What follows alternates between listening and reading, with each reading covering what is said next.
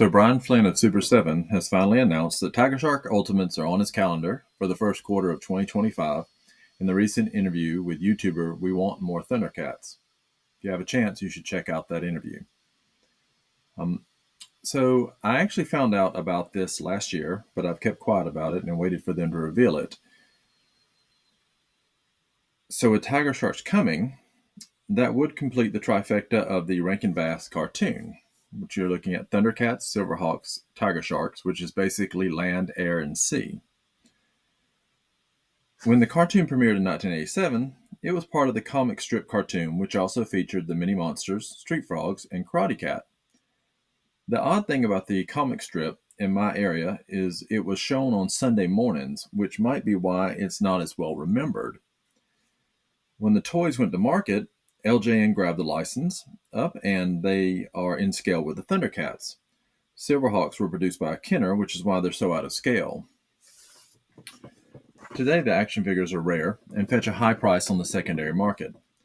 There were only 8 figures released, which were Mako, Dolph, Doc Walro with Gup, Lorca, Bronk, T-Ray, Captain Bizarrely, and Spike Marlin.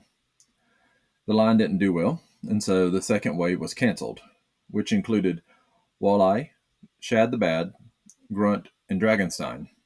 To my disappointment, he wasn't released. Along with vehicles, Sharkhammer, Sawbill Cycle, the Sark, and the Fish Tank playset were all set to go to market. I've always hated we missed out on Wave 2, but in the history of 80s toys, we all know that we've seen tons of canceled waves. So now, with Super 7 adding the line to their roster of Ultimates, I'm super excited to see what could come about. There are only 21 characters, excluding the Watarians. The Tiger Sharks consisted of Mako, Octavia, Dolph, Lorca, Doc Walro, Angel, Bronk, and Gup. Gup is a dog on the ship, basically your Orko or Snarf to the group. Then the villains consisted of 2 separate groups. The Mantanas consisted of T-Ray, Walleye, Shad, Dredge, Weakfish, and Carper. The second group are the Bizarrely pirate crew, which were the original villains of the planet Watero. But the Watarians had frozen them in ice, kind of like putting them in suspended animation. They consisted of Captain Bizarrely, Dragonstein, Soulmate, Long John Silverfish, Lump, Spike Marlin, and Grunt. My hope is that this line will do well enough that we finally see all 21 characters in action figure form. And if we're lucky, maybe a vehicle or 2.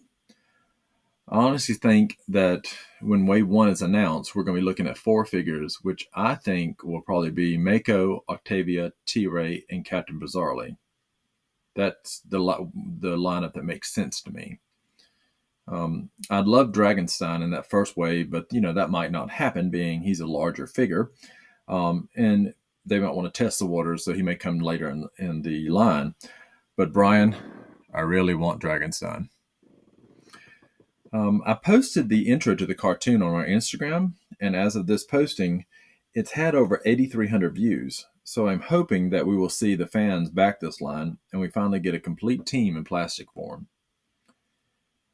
Now, I will say, Super 7 has been one of the only companies to tackle these lines. There have been delays and a little hit and miss, but when I look in our display case, all I can say is that I am one happy 80s kid, and I'm already making space for the Tiger Sharks. This is Rod with Toy Hunters Hollow. About said the wrong thing, about said Tiger Sharks. Thank you for listening to me ramble on what many see as a forgotten cartoon and toy line. Good toy hunting, and I hope you like and follow along.